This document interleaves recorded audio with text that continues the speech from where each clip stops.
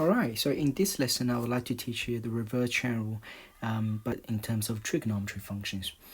Alright, so we'll start with some simple formulas. Now, for trig functions, the reverse chain rules are a bit complicated because they do give you slightly different style of questions.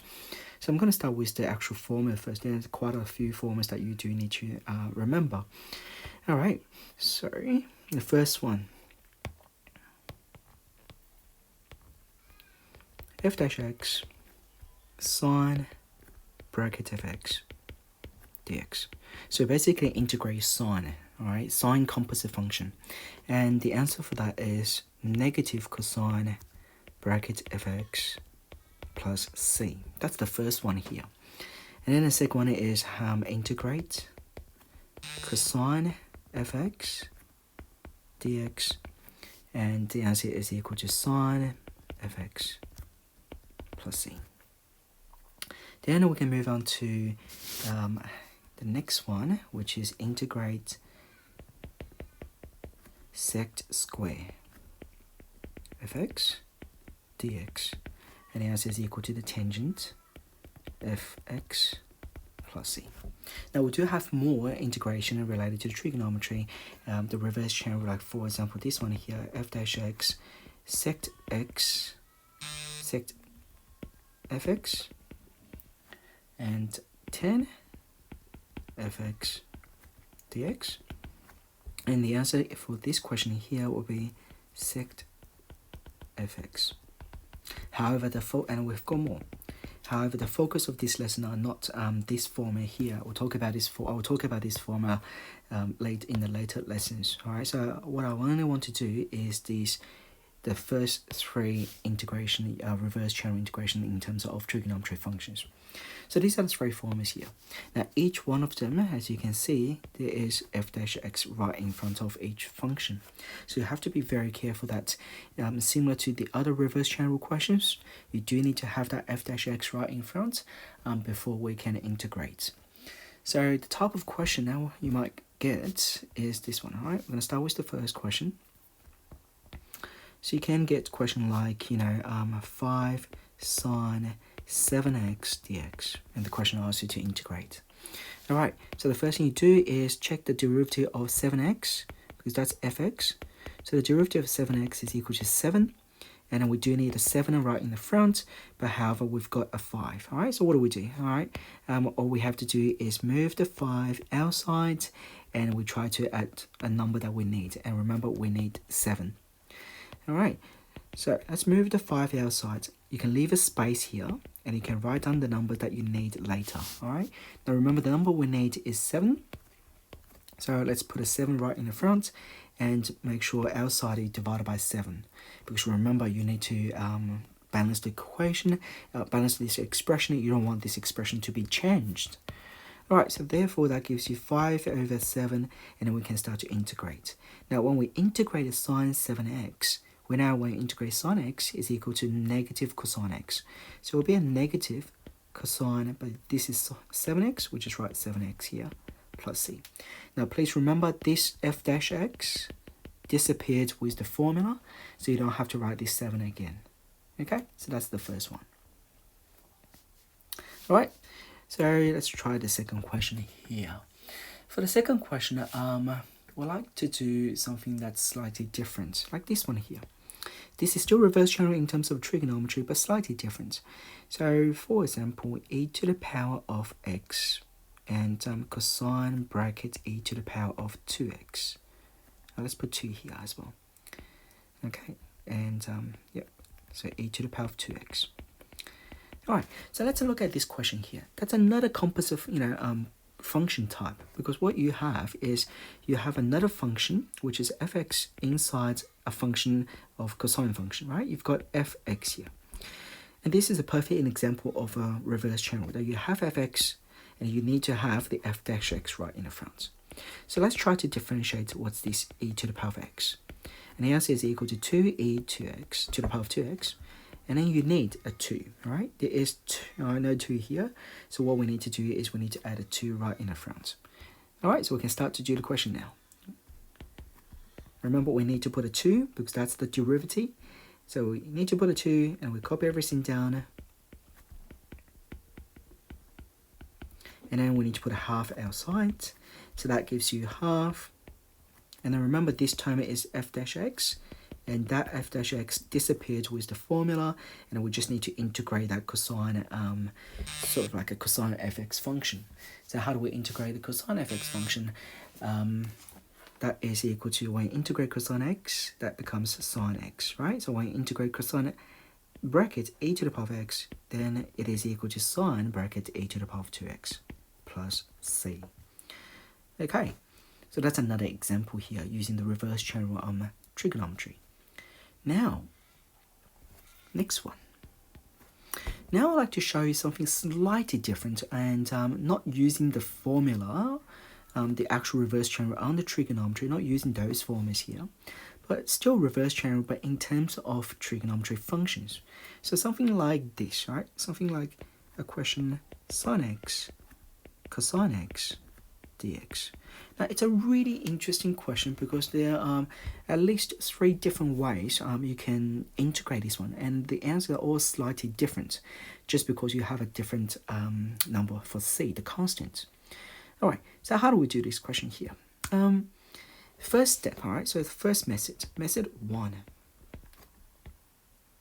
First method, if I want to do this question, if I do want to use the reverse chain rule for trigonometry function, then what I would do is to combine these 2 functions into 1. Alright, you need to have 1 function instead of 2. So this is what I'm going to do. I'm going to times by a 2 to what's inside this integral, and times by half outside to balance it. Now the reason I want to times by 2 is because if you have noticed that is the double angle formula. Alright, that's the double angle formula for sine 2x. Alright, that's just the formula. So that gives you 1 trigonometry ratio, right? So half integrate sine 2x. Now this back to the, alright, come back to the exactly what we have done before. So now we can integrate this one easily. The derivative of 2x is equal to 2, so we need to put a 2 here.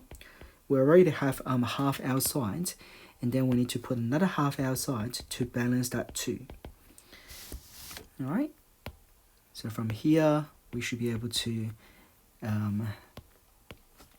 integrate. So that gives us 1 over 4, and then when we integrate sine 2x, that gives us a cosine 2x plus c, but you also need to put a minus right in the front. All right. Now please remember this 2 disappeared with the with the function here, with the formula, so you don't have to write the 2 anymore. All right. Shouldn't leave a larger space here. Let's just write this a bit better. All right. So negative 1 over 4. So that's the first method to do this question here.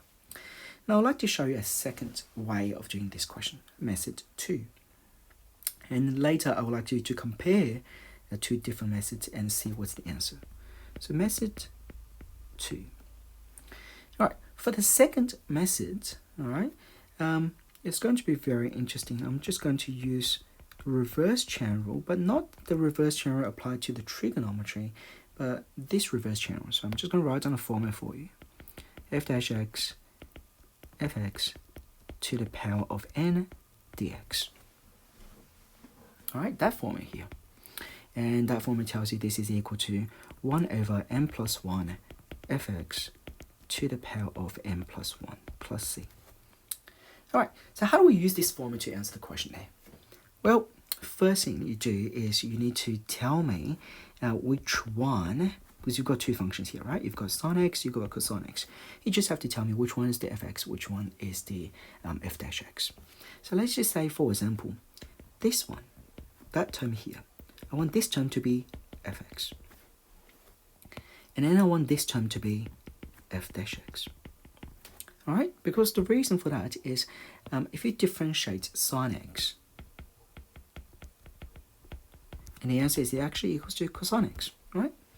Very, very interesting. It's equal to cosine x. So therefore, I have everything I need. And remember, the power here is just equals to 1, all right? So now I can integrate this one, use the above formula here, and that's the original reverse chain rule formula. Alright, so that is equal to sine x to the power of 2, because you plus the power of 1 by 1, so that becomes power of 2. And then the reciprocal of the power, which gives you half, and then plus c. Alright, and that becomes the answer. It's just one step, you got the answer. As long as you know how to do the question, it's actually pretty easy. Alright, I would like, I'd like to continue to do another way to do this question here, which is method 3. But this time, switch the fx and f dash x. So same question, sin x, cos x, dx. But this time, I would like to make this one to be fx. And that expression here is f dash x. Or maybe we do need to do something about it, alright? Because what's the derivative of cosine x? The derivative of cosine x is negative sine x. So what does that mean is, before you integrate, you do need to put a negative right in the front. And then that would cosine x to the power of 1 dx. Now, it's using the formula again. So that gives you minus cos x to the power of 2 and a half and plus c. Alright, so we've got 3 different methods to do this same question here. Now, the answer are slightly different, alright, to each other. I hope you understand the reason why we have a slightly different answer here. So we've got first answer is equal to negative 1/4 cosine 2x plus c. And the second answer is half sine square x plus c. And the last one is negative half cosine square plus c. The connection between these two, or these 3 answers here, is using all of these are the same answer here, alright? It's just using that formula here, so you can rearrange it. The double angle formula for cosine 2x.